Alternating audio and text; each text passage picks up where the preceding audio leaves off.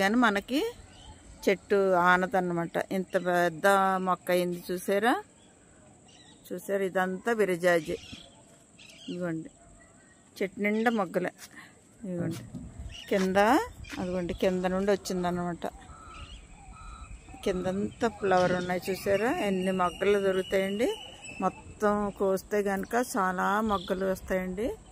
ఇంకా ఈ అందిని మట్టికే కోస్తున్నాము, అటువైపు ఇంక వదిలేస్తున్నాను.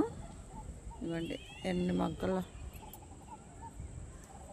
చూసారా. ఇవన్నీ పువ్వులే ఎంత బాగా వస్తున్నాయో.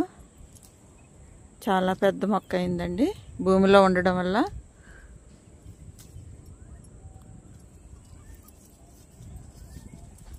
చాలా స్మెల్ కూడా అండి, బాగా వస్తుంది స్మెల్.